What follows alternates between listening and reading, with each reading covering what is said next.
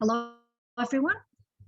This is the second part of the lecture. I apologize for the interruption because I had something else to take care of and therefore had to split the presentation into two parts, okay?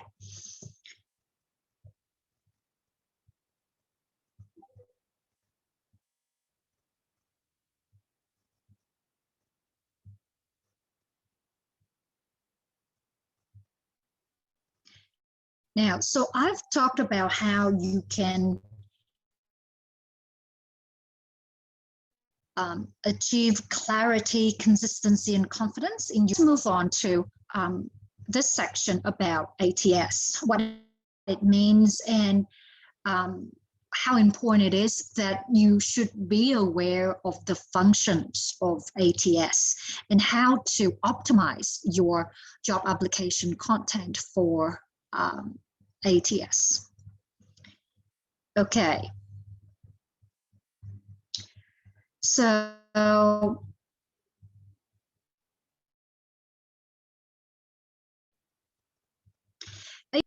what does it mean?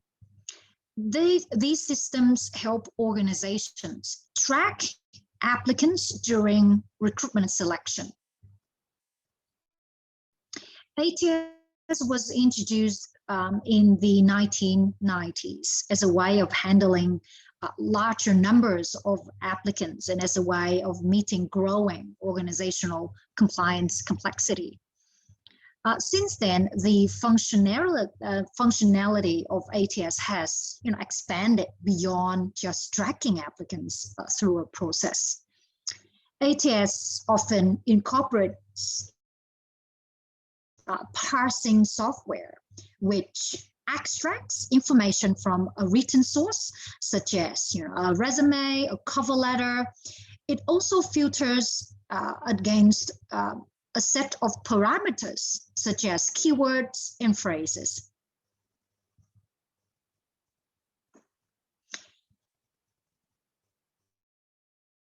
And it returns a match rate or ranking that is useful for a recruiter.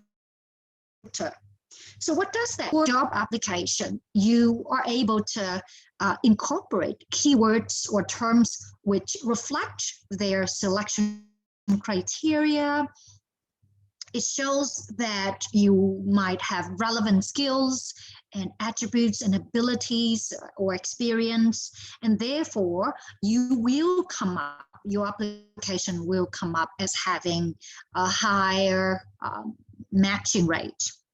And that would signal for the recruiter to go in and investigate further. But this is the initial stage of recruitment to help recruiters narrow down the number of applicants that they need to go through and that they think are worth looking into.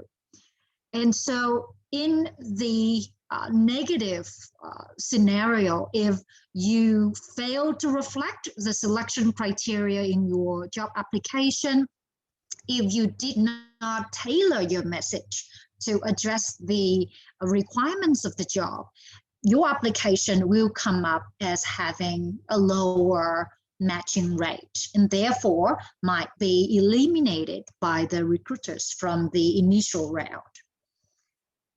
So the keywords or phrases that they use to describe the position or the requirements of the job will become search parameters, okay?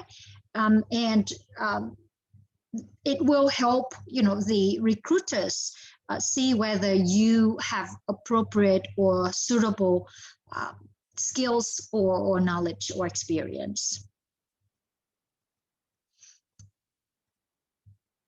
So they can use these keywords and phrases to search through all of written documentation related to your job application. Okay, so they can scan and harvest information from your resume, your cover letter, your application form, and even external sources such as as your LinkedIn profiles or any you have. So therefore, the results will come up with a profile to describe who you are as an applicant. So with this tool, recruiters will be able to, collect different sources of information to help them come up with a profile about who you are. Okay. Now, in the past, the high cost of this software limited its use to large organizations only. But as prices fall and ATS functionality expands, the viability of this alternative grows for smaller businesses as well. So what do you need to do to avoid being rejected by a computer before your resume has ever been seen by a human? Because ATS will do the job and will scan through, and harvest scan through all of the documentation in your job application and harvest information about you over the internet. And if it doesn't come up as high matching rate, you will be eliminated by a computer, by a software. So, excuse me. And so what do we need to do to avoid being rejected by a computer? So when applying for a job, you are faced with a series of hurdles. To get past one hurdle, you need to prove your value to the potential employer. So unless you successfully navigate each hurdle in turn, you won't progress, obviously. And therefore, the first hurdle is just as important as the last one. But you won't know whether the first hurdle is a person or a computer. Okay. So even if an ATS performs the first filter and your application progresses to the next stage of the recruitment process, so a person will eventually pick it up and read it, right? So you need to make sure that your job application works both for computers and humans as well. Now, keep in mind that ATS is not convert content to searchable data. Information can be lost. And if the information is lost, it will not be included in the ATS search. Now, contents are at risk. Contents which are at risk of being lost in the converting process could be, page headers or footers, tables. If you use fancy fonts, graphics, you have to make sure that you avoid those, okay? Because that kind of data will be lost in the converting process.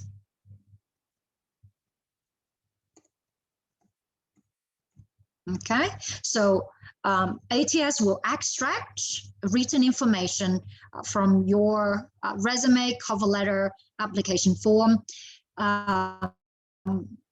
or any online social media platforms that you have, and then they will filter it through some parameters set by the use of keywords or terms that describe the job selection criteria, and then there will be a ranking to show how much you match the job, okay? So that's how ATS works. And as I mentioned, this type of data written in application, right, might be lost in the converting process. So for example, if you write the word you use, certain term, which is different selection criteria in the job, then that information will be lost. Okay, so you use here in this situation, for example, you use a different abbreviation. Okay, so although you do match and satisfy this search parameter, this job requirement, it doesn't come up in the results simply because you use a different abbreviation from the one that they use in the job ad. Or if you misspelled a word, that word will not be picked up by ATS. Okay, or this is another example of spelling mistakes. Okay, or if you use a different terminology from the one used in the search parameters, that will not come up in the search results and will not be picked up by ATS. Okay, so keep them in mind. Now, the center of recruitment and selection for you as an applicant is that you need to be able to communicate your value persuasively throughout your job application. When we discuss how we can communicate our value persuasively, so one of the strategies that we need to come up with is tell persuasive stories about our career, about who we are. Okay, and we call it a career story. So what is a story, and what is it about stories that makes them persuasive, and how can we use the points of differentiation journal to help with our career development in job search? So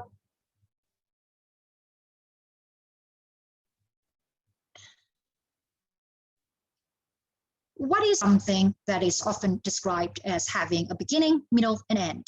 Okay, and it communicates past events or narrative. Stories can be written or spoken. They could be visual, like a picture book, or a combination, media. Stories are a very effective way of communicating information.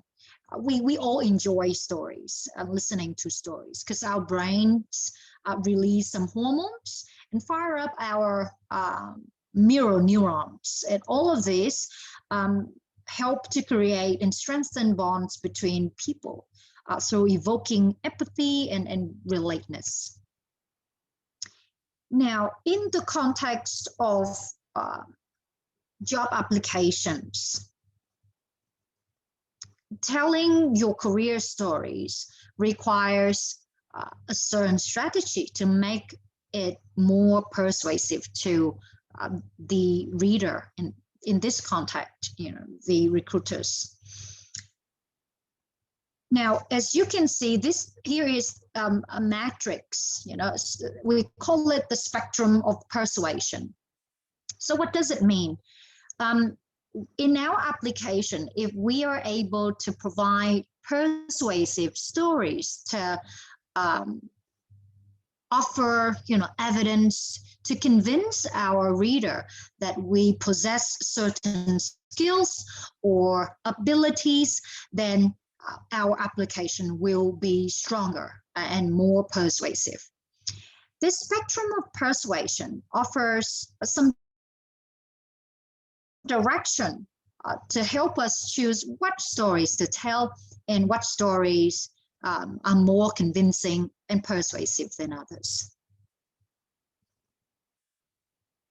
So if your story is from a page, so let's say, for example, on the left-hand side, upper left-hand side, you will see that if your story is from a paid work situation, it's more convincing and persuasive than those from unpaid work situations. And those from unpaid work situations are more convincing than those in an educational context.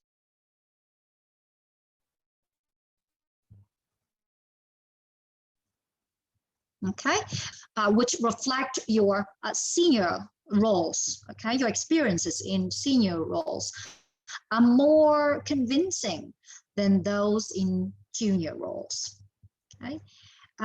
Stories which reflect an exceptional result are more persuasive than those with minimal results or outcomes. The most recent stories are more persuasive than those that happened a long time ago. The further enter, the more persuasive your story will be. Okay, so this provides some guidance for us to choose, the most persuasive stories to include in our job application. Now, the points of differentiation journal, this is something that you can find from our course website in topic 8, I believe so. Oh, no, in topic 7, okay. Let me just quickly show you where that is.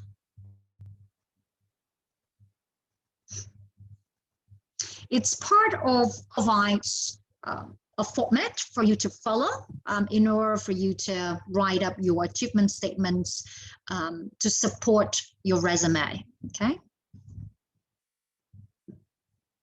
So in your resume, if you've looked at the templates that you should use in this course, you will see that under work experience, in addition to listing your work experiences, in addition to listing your responsibilities, you need to also write achievement statements which describe positive outcomes and successes in your past work experiences, okay?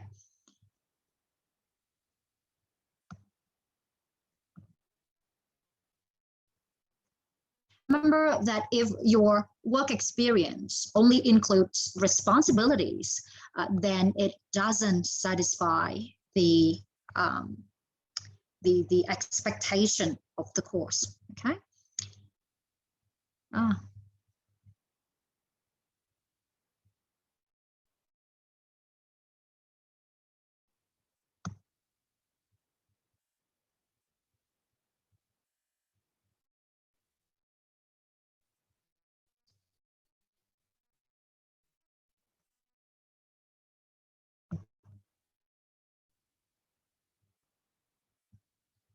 I want to show, sorry.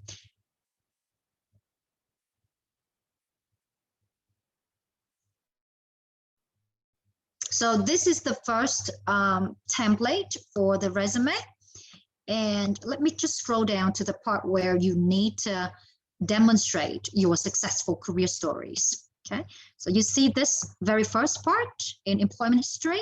So in addition to listing your responsibilities, you need to make sure you can create different statements which describe your achievements in that role. Okay, right? And we call this points of differentiation. These points of differentiation make you stand out and make you,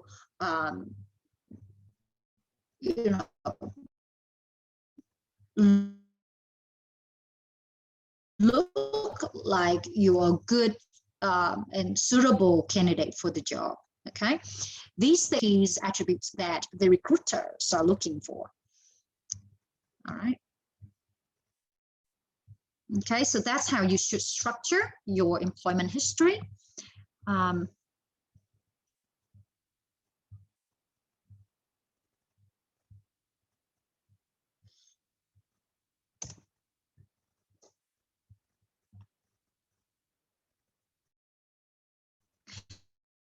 Now, and to,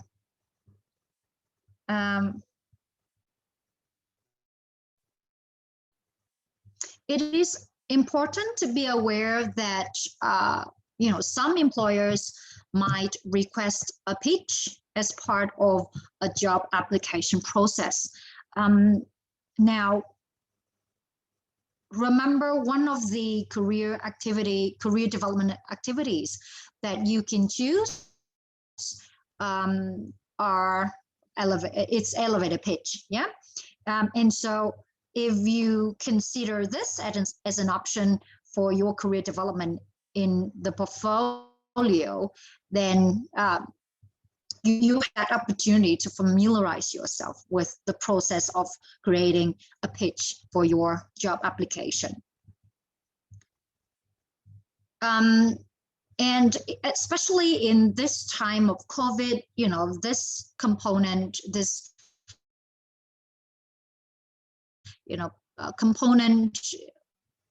it's becoming more which means some sort of presentation about who you are. It will help the recruiters to gain a more personal perspective about their candidates, and it can be considered as a measure of a candidate's desire for the job.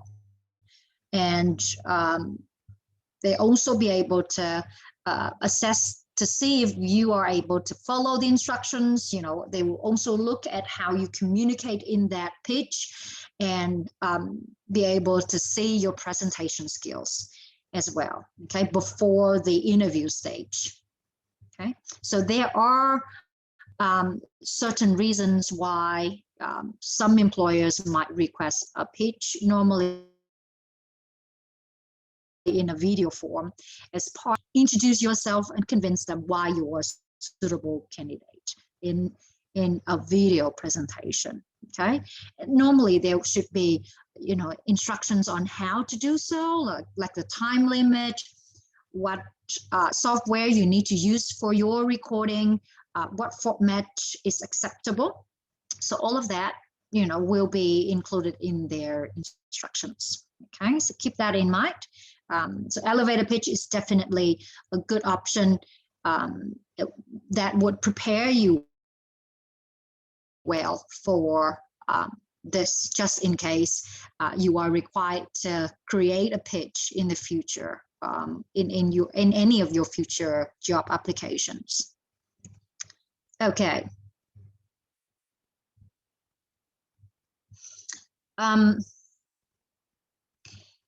Remember the CAR model, CAR approach.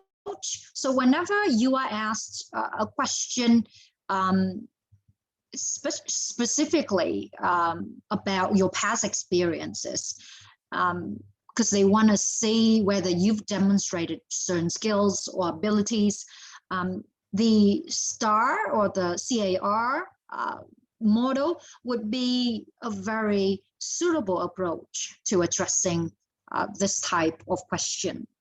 Okay.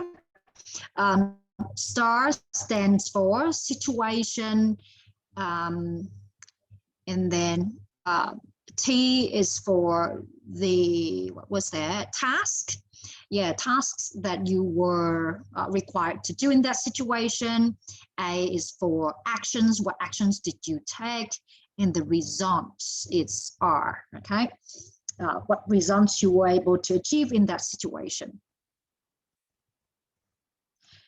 Okay.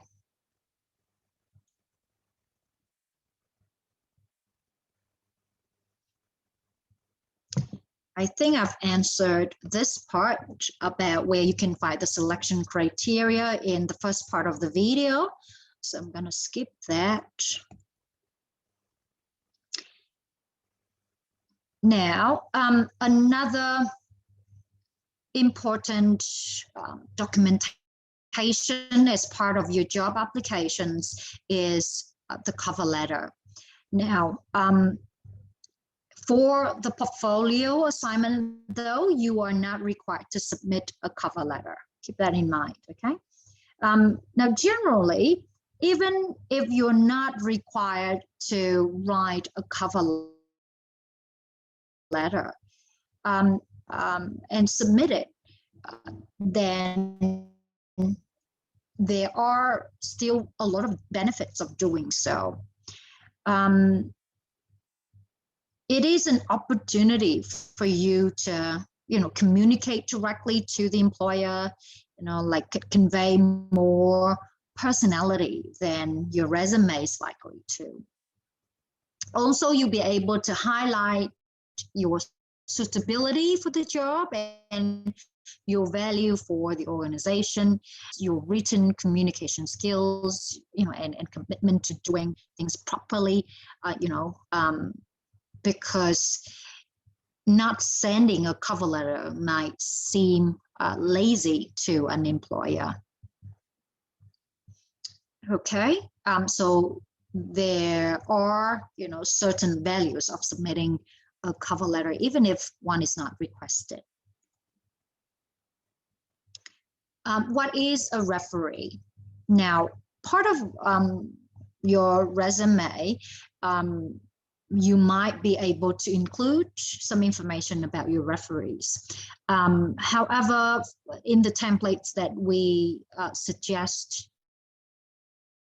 in this course, however, in your job application form, for example, there might be space for you to list your referees. So what is it? So when applying for a job, you're usually asked to provide details for at least one, if not 2 or 3 referees. So what is a referee? A referee is someone in your network who through part-time work, full-time work, volunteering, sport, internship, any work experiences, etc. Referees give a potential employer information about your past work experience, your skills, your character, the way you conduct yourself. Now, this information backs up what you've said in your resume and in, interview with a third party's opinion. Now, we've got different types of referees. Okay, as you can see, and then maybe have a look through them and compare how relevant and valuable these referees are. So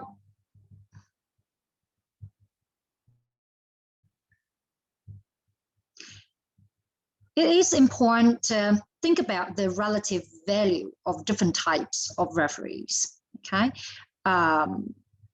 Evaluate the benefits of use, of your use of referees against other options. It's important that it's easy to access and communicate with your. You can use overseas-based referees. However, you need to make sure that if you've got any local referees, prioritize those first, okay? Because overseas-based referees might have, some challenges in language barriers or, time differences or availability, okay? So having local referees can make a big difference when applying for jobs, right? Obviously, you need to make sure that your referees can offer good objectivity about, your past performance, okay? So people in supervision positions, for example, direct line managers, bosses, senior staff with oversight of your role would be ideal referees in your job applications. Okay.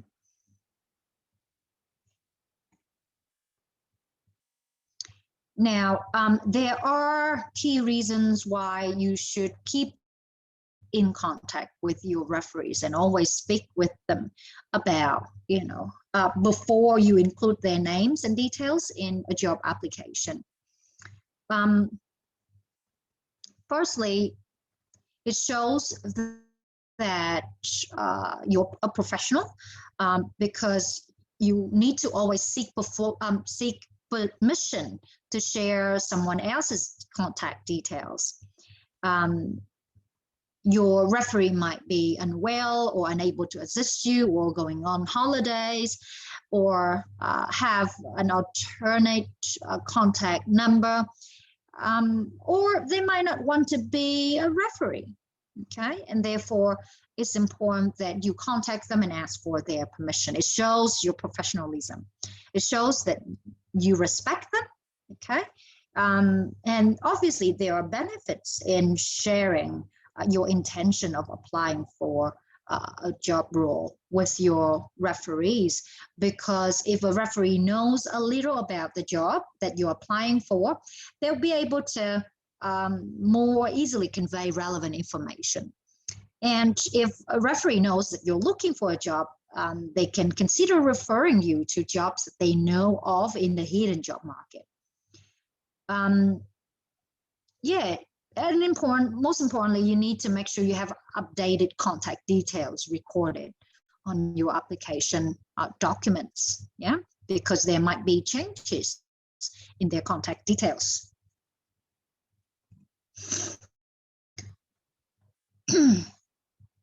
Now, so the next part is about resume. So I've shown you the first template that we suggest you use in the course site, okay?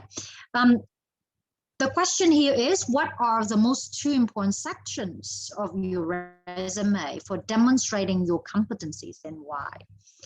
So firstly, remember so just want to show you again that first template.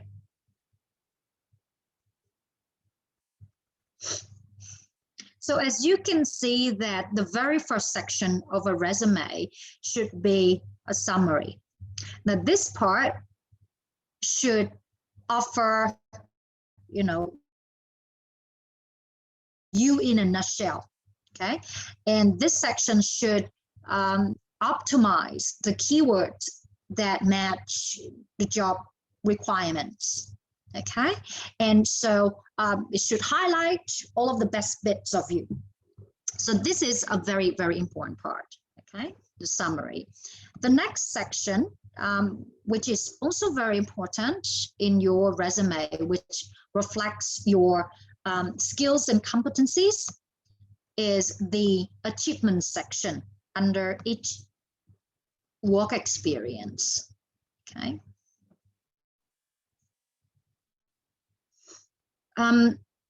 Now, achievement statements translate your experiences into bite-sized stories that focus on what you did and what skills involved that you demonstrated, okay? And the result, okay? So the focus should be on the actions and the result.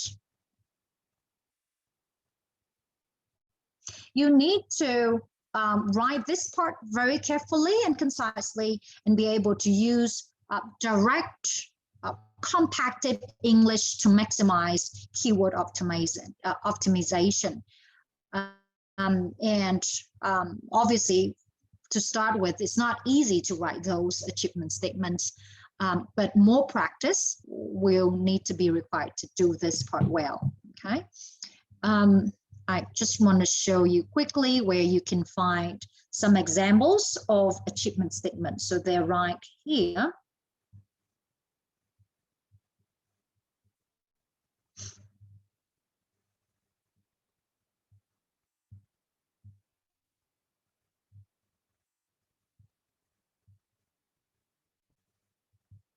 So this, don't know why it's not zoom in, but anyway, let's see. Yeah, there it is. Okay, so it shows you different examples of achievement statements in different occupations. Now remember that you should not copy these because they are there to show you how achievement statements should look like in different contexts. However, if you copy this, then because they're not your stories, your success stories, and so therefore don't copy them. Okay. So as you can see, that each achievement statement is written with starting past a verb in past tense, which emphasize the actions that you took, and it also mentioned the result. Okay.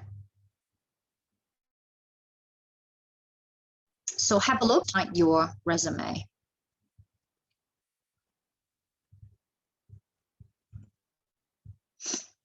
Now, it is a norm that your resume should be written with compacted English. Compacted means direct language. It doesn't have to be full sentences, okay? But the focus is more on the keywords because we want to optimize the space, okay? Keep in mind that recruiters don't have time to read every single word that you write in your resume. They skim through applications very quickly, and whatever that catches their eyes, they'll read further. But other than that, if you don't target your language and use the keywords in your resume, they will, just skip through your resume, and it might not be looked at, thoroughly. Now, so here are two examples to show you how you can use compacted English in your resume.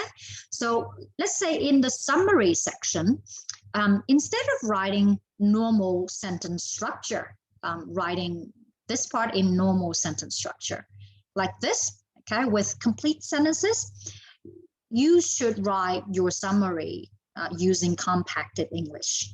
So as you can see that there's no subject, there's no verb, okay? So what you want to focus on is the information they need, okay? So instead of saying, after 6 years as an IT professional, I decided to turn my passion for finance into a career. I finished my Bachelor of Business Finance and want to move from IT to finance. Instead of saying that, you need to say finance graduate with background as IT professional in banking sector. So you see key ideas of the information and present the information directly in compacted format. You should also use this way of the English language, okay, in a direct, with the direct usage of language in your achievement statements as well, okay? So as you can see that they focus on the key information only, okay, and get rid of things that can be understood without having to write them down, okay? Make use of any initials, abbreviations that the reader can understand, okay?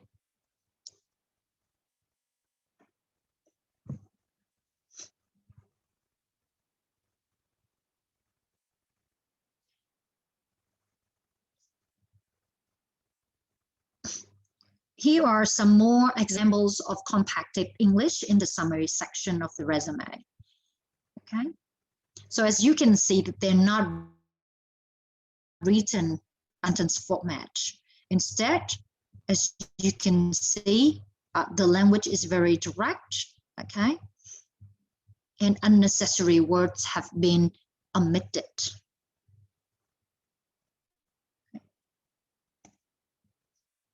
Now, so the next question is, how long should a resume be?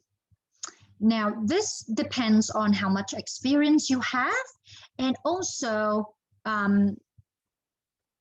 how much relevant experience you have as well. Okay, consider different situations that are presented here. With little or no work experience, you just need 1 page. With some small amount of work experience in extracurricular activities, your resume can be up to 2 pages. If you've got some solid history of work experience and extracurricular activities, the resume can get to 3 pages.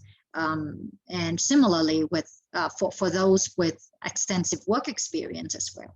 So 3 pages max, as you can see. Okay, the shorter the better. In fact, you don't, because resumes are not your bibliography, and therefore it doesn't have to include every single thing that you do. Instead, only list relevant work experience, okay, which demonstrate skills, relevant skills, attributes, qualities, the job you are applying for. Okay, so this is the template that I'm shown you already. So the first part just right underneath your contact details is called the summary. Okay, and as I said earlier, compacted English should be used in this section. Okay, and it should include all the best bits about who you are and relevant skills, abilities, and experiences, qualifications you brought to the job. Okay. So in the employment history, responsibilities intentionally offer a fewer dot points than achievements to reflect the achievement focus of the resume we want to produce. Okay, right, so there should be more dot points under achievements than under responsibilities. Now, every detail in the templates has relevance, so make sure you replace the template information with your own, okay? So for this header in particular, you need to edit it to include your family name and your first name. Okay.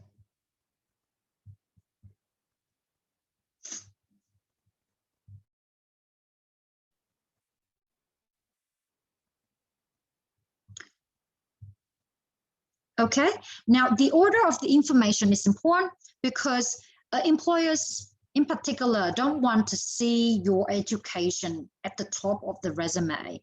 They want to see your experience first and what you have to offer. So the first page is your prime real estate. It should get the information the employer is likely to need the most, okay? The stuff that will keep them reading. So they, because they have filtered you out based on your qualifications already. Okay. Now, these are verbs that are useful for your resume writing. There's a link on the course site which will take you to this document with all of the verbs that you might find useful for your resume writing. Okay.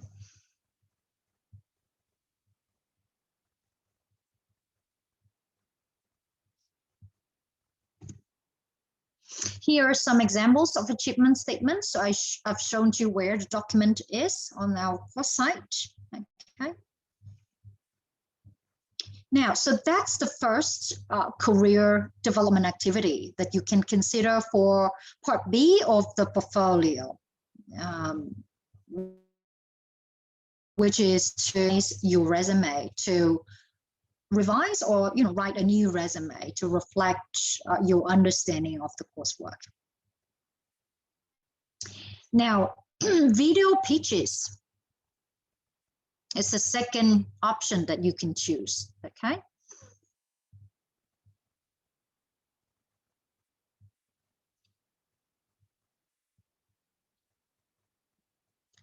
Now, so what is an elevator pitch? An elevator pitch is another way to verbally communicate who you are and has similarities to a career story. So you verbally communicate your career story, okay? Tell people who you are and what inspires you in your particular career path. Here are some elevator pitch examples. Obviously, they are relatively short because a normal elevator pitch can be a minute long, okay? Because another name for elevator pitches is you in a minute type of presentation, okay? So here are some examples. Definitely they're shorter than a minute, but I want to give you these versions just as a way to show you what you can talk about in your elevator pitches, okay?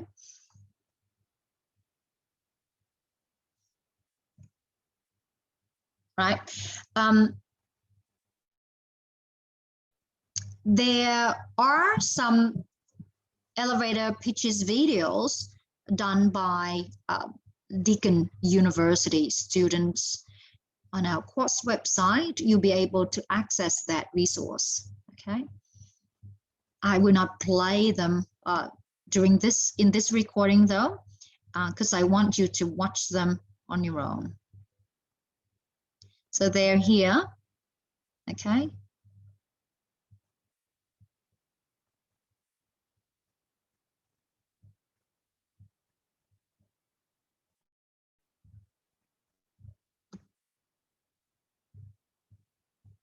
So when you scroll down here, you'll be able to see different, these are all videos, okay? So if you click on these videos, you'll be able to watch their elevator pitches, okay? Right.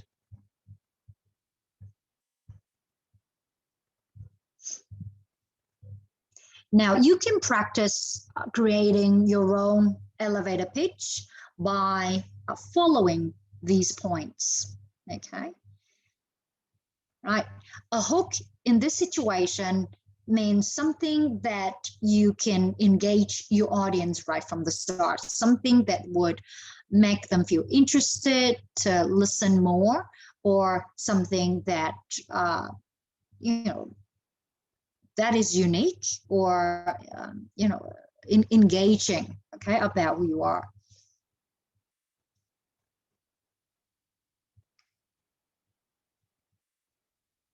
Okay, so please use these points for you, as a starting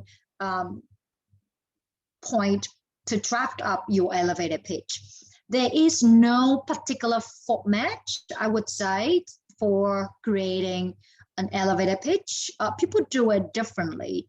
However, this is the basic structure for elevator pitches that you can start with, especially those with less experience in this, in creating elevator pitches. They can use this as a starting point, okay? Now, when you use these steps, you'll be able to create your transcript, your script, okay? Because when you start with words, you'll be able to address these dot points in a more structured way, okay? Now, so that's the second option for your career development activities. The third option is to create an online professional profile.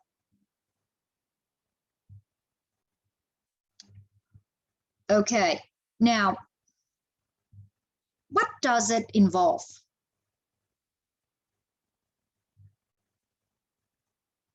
What does it involve?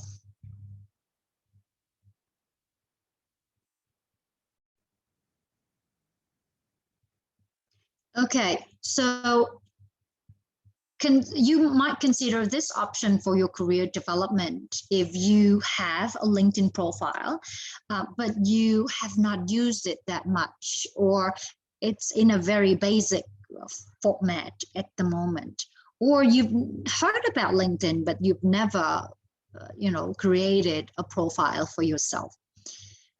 So LinkedIn profiles are one of the most popular professional profiles in the market.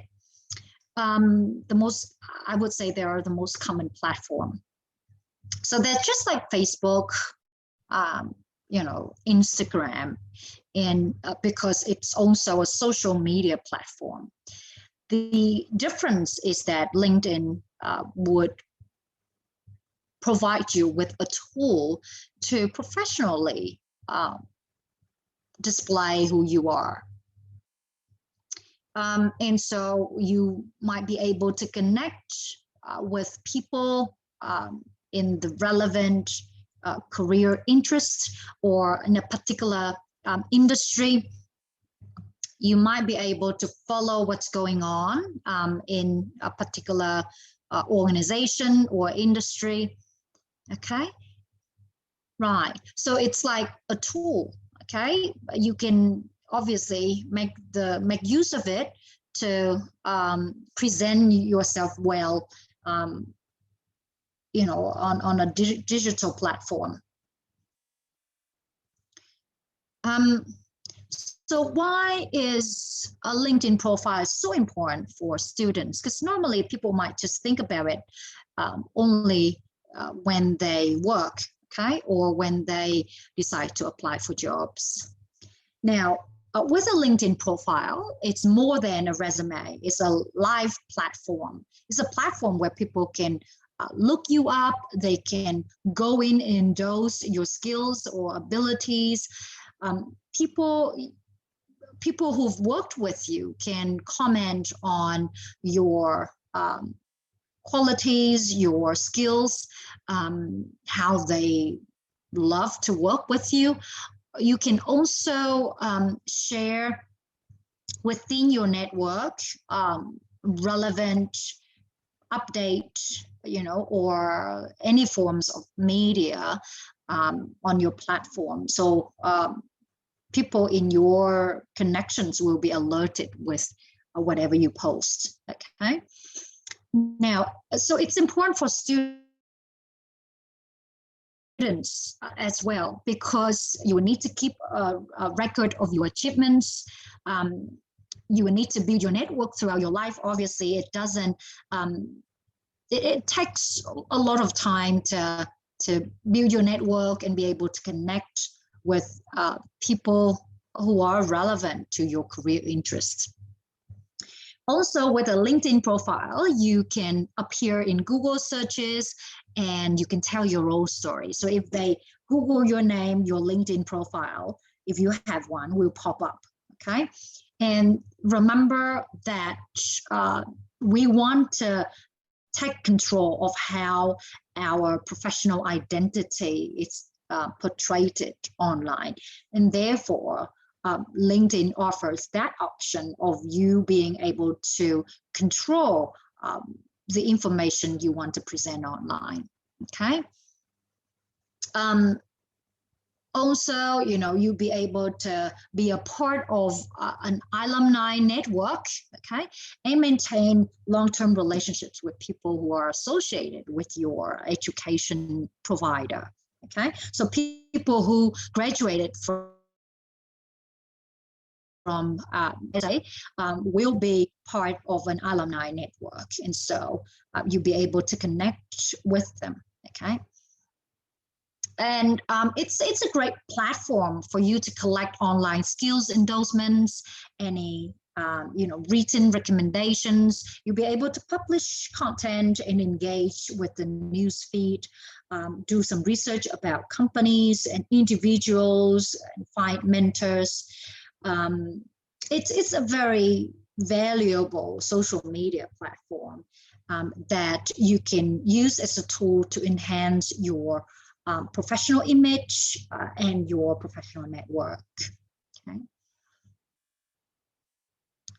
Right, on our course website, there's this YouTube link to this resource, which highlights the importance of LinkedIn for students and future graduates. Okay, so please watch it in your own time. Now, the last option for your career development activities is conducting information interviews. Now,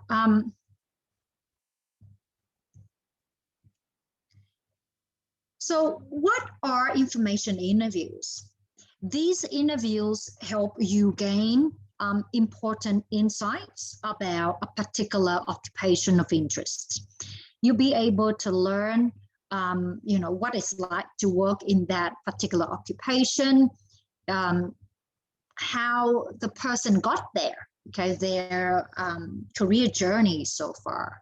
Okay, you also be able to ask for insights about what it's like to work for a particular organization, and ask questions about the job, the task, things that the person enjoyed or disliked in their role. So with an information interview, you'll be able to gain so much information about an occupation of interest, a particular organization, and all of that information helps inform your career decision making. On our course website, there is a very important document that can help you prepare for your information interviews, okay?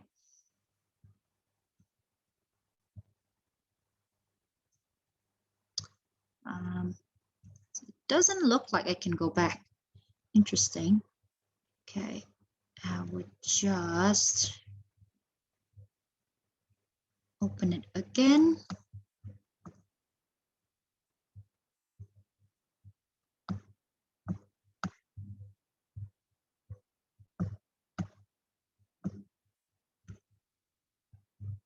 Okay, week 7.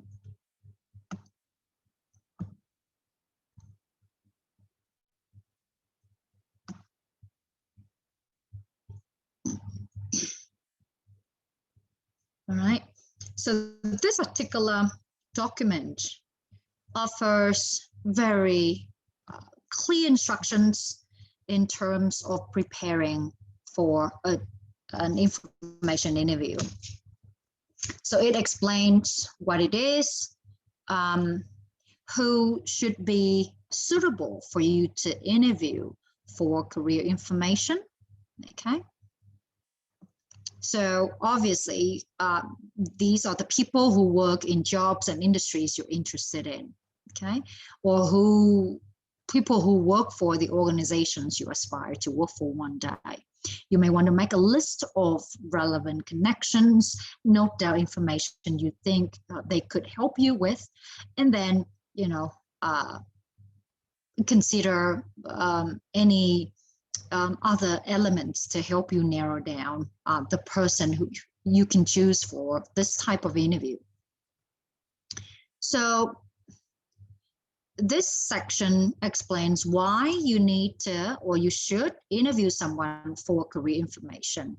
So obviously, with good insights that you can gain from the information interview, it will help a lot for your career planning later on, okay? Okay, so this section explains the how. so the process of conducting an information interview, okay? What you need to do to prepare, okay? So you need to make sure that before, there are things that you should do before you conduct the interview, things such as, you know, the interviewee's name, their contact details, their title, the organization they work for, a summary of their key skills, you know, their professional experience, a brief career story of titles and employments, any qualifications they have, any professional memberships or associations. So do your homework and research the interviewee, okay?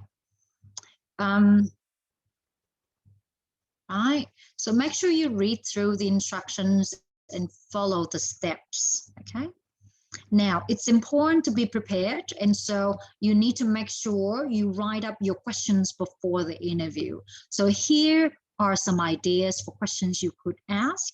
So things like, you know, what is a typical day like in your role, or what sparked your interest in this particular occupation or career path, okay? All right. And there are things that you should do after the interview as well, such as, you know, sending a written thank you note for the opportunity of interviewing the person. You might want to reflect on your experience and summarize any new information or insights that you gained from the interview, okay, that you could utilize for your career planning in the future. Okay, so make sure you access that document, which provides very important information about this career activity, okay? All right, so last slide. So here's the checklist for week 7.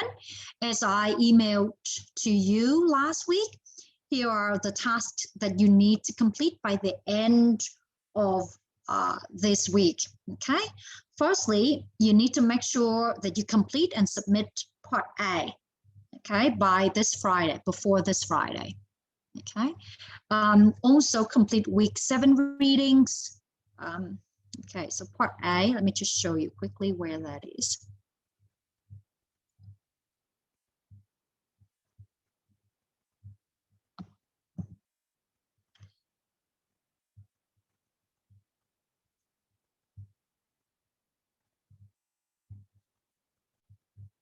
So in assessments,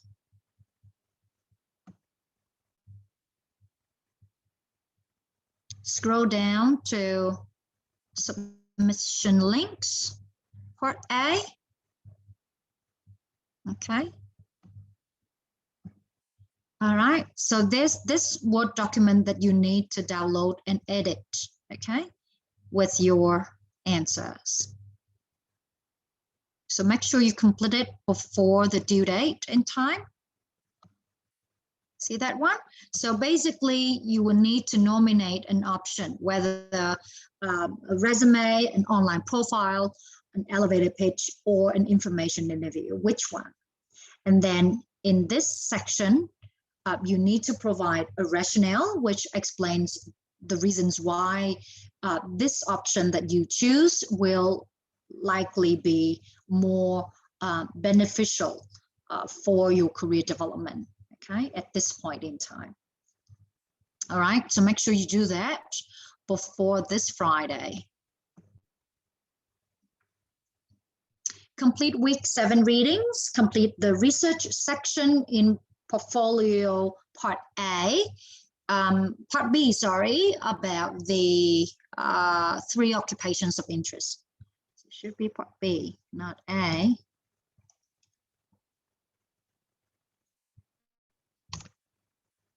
Okay. Watch this recording. Complete quizzes 5 and 6. They're due on different dates. Okay, so make sure you, so quiz 5 was due already. And lastly, prepare for next week's class, okay, by previewing topic 8. Okay. All right, thank you everyone for watching. And I'll see you again on Monday, on next Monday. Okay? Bye for now.